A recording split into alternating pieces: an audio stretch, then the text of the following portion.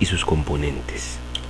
En el mundo informático existen dos modelos de case que tenemos que tener presente: el modelo desktop o escritorio y el modelo tower. Ha ganado la presencia en el mercado informático el modelo tower, medium tower, full tower por diferentes razones. En un primer momento ganó esta presencia en el mercado por su calidad gráfica, su presentación o tal vez los modelos bastante visuales que existen en el mercado. Sin embargo, debemos conocer sus descripciones técnicas para poder manejarlo mejor. Si en un primer momento observamos la parte posterior de un case, observaremos la presencia de una fuente de alimentación o power supply con unos puertos de conexión y ciertas áreas adicionales. Observado estos datos técnicos sobre mi case, procedemos a retirar la tapa principal. Debemos recordar que se recomienda no tener ningún conector que pueda transmitir algún voltaje. Como en el ejemplo observamos, vemos la conexión del video, el cual no debe estar presente al momento de retirar la tapa de protección del case. Procedemos a hacer un vistazo rápido también de un ventilador, un switch, un bateaje, una conexión macho y algunos tornillos de protección. Se debe recordar que retirada la tapa del case, también se presentará una pequeña ficha técnica sobre la fuente poder. Retiramos los tornillos de protección para poder extraer la fuente y poder conocer cada una de las características técnicas de la misma. En un primer momento podemos observar en la placa que va a ser colocada en la fuente lo que llamaríamos los power supply o también lo que llamamos los PWR1 y PWR2. Respectivamente, en el ejemplo de la fotografía tenemos la conexión AT PWR1 y la conexión ATX PWR2. Estas dos tecnologías han estado en el mundo informático por más de 24 años. Y esto ha producido que en este caso exista una gran variedad de fuentes presentes con sus respectivos modelos de case. El modelo AT estuvo presente hasta la máquina Pentium 1. El modelo ATX1 se introdujo con la finalidad de establecer mayor número de potencia, dicho en otra forma, con la finalidad de tener mayor número de componentes dentro de mi equipo. Una fuente promedio está distribuida de la siguiente forma: tiene una etiqueta de protección en el cual me indica datos técnicos, tiene algunas conexiones hembra y macho, un switch que me permite hacer una variación de 220 a 110, unos cables de conexión para el CPU que me permite transmitir o distribuir 5 a 12 voltios y adicionalmente a eso un pequeño ventilador para la extracción del aire interno. Debemos recordar que los cables de distribución están orientados según el modelo y tecnología presente, para soportes magnéticos o también para placas principales con sus puntos respectivos. El ventilador, como se acaba de decir, me permite extraer el aire interno, que sobre todo está dentro del case. Adicionalmente a eso, existen algunas ranuras de lo que llamaríamos ventilación para la fuente poder. Si retiramos y observamos en este caso una de las áreas principales, nos veremos con la sorpresa que existe una etiqueta de descripción técnica, donde observaremos la distribución de energía y un dato técnico importante, la cantidad de watts que puede distribuir mi fuente poder. Si el usuario no tiene ningún concepto de electrónica, entonces podrá conocer lo que llamaríamos el bateaje. Si el usuario no tiene ningún dato de electrónica, no se recomienda la extracción de estos componentes, ya que los componentes pasivos y activos que presenta mi computadora o la fuente poder tienen una función técnica específica. En un ejemplo, la primera área, la introducción de energía, 220-110, la segunda área, la transformación, en la cual me va a permitir distribuir a través de los cables de conexión un voltaje de 5 a 12 voltios. Estos componentes pasivos permiten a su vez una mejor distribución de la energía. Estas tres áreas permiten distribuir en los componentes pasivos lo que llamaríamos la variación de voltaje como un pequeño transformador. Estos componentes pasivos, resistencias, diodos, transformadores o en su defecto rebobinados, permiten a la computadora poder tener un adecuado voltaje permanente de 5 y 12 voltios. La plaqueta lógica del mismo también tiene ciertos componentes de refrigeración para intentar mantener una temperatura promedio interna dentro del case. La placa lógica presente para la fuente poder tiene una pequeña orientación de protección colocado a través de un switch o pequeño fusible para evitar cualquier variación de voltaje inconveniente para la placa. Debemos recordar que a nosotros como usuarios nos interesan también los puntos de conexión.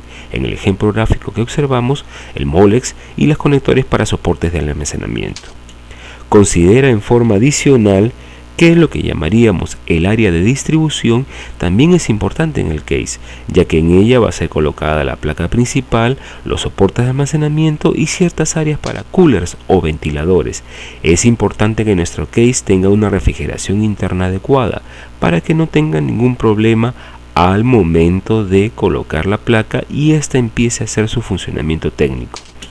Debemos recordar que los modelos de case presentes en el mercado han evolucionado de acuerdo a ciertas características técnicas, principalmente con las opciones de los puertos de conexión como ratón, impresora, teclado, y también lo que llamaríamos botones de encendido, y también lo que se llamaría en un momento dado la colocación de las tarjetas acople.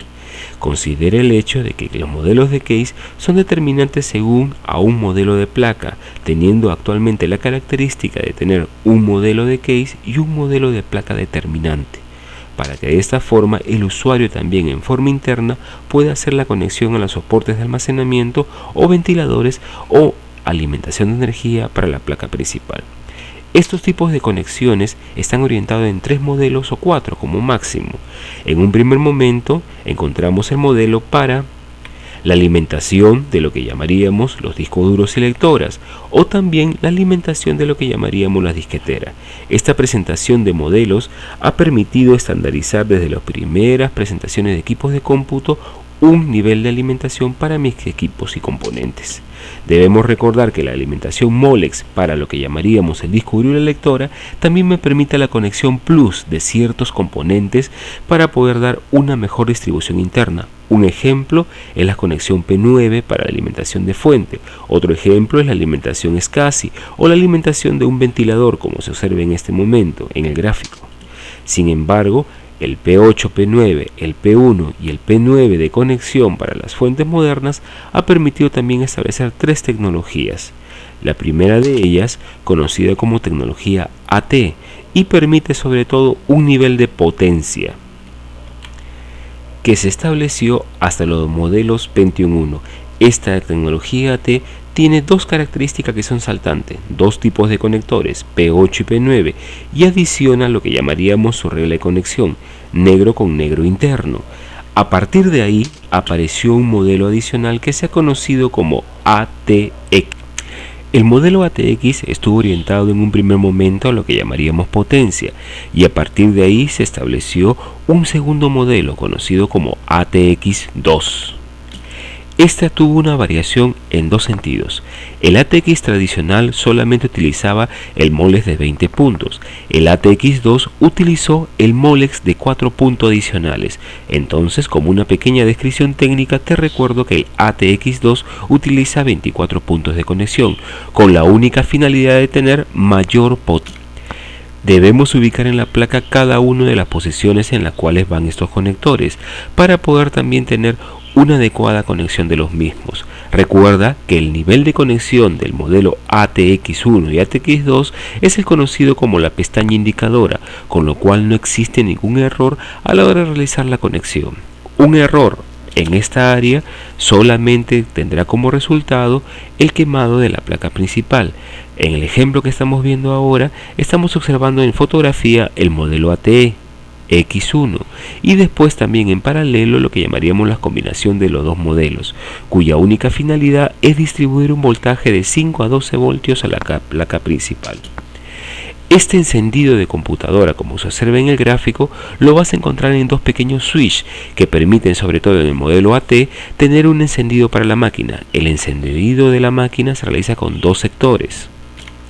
Bajo los modelos clásicos de los case, encontramos que en el modelo ATX, este proceso de botón de encendido ha cambiado, ya solamente conectado a través de un cable. En el modelo AT observaríamos en este caso la conexión marrón con azul, negro con blanco, que permitió el encendido estilo switch o estilo botón de encendido para las computadoras. Ojo, todavía sigue existiendo el mismo modelo de encendido en ATX 1 y 2, pero bajo la presencia de un cable de distribución. Ahora debemos recordar que en la parte interna del case colocada la placa, como se verá en un video posterior, solamente cumple una función: el armazón de los componentes internos para el CPU, la fuente de alimentación y la distribución de energía interna.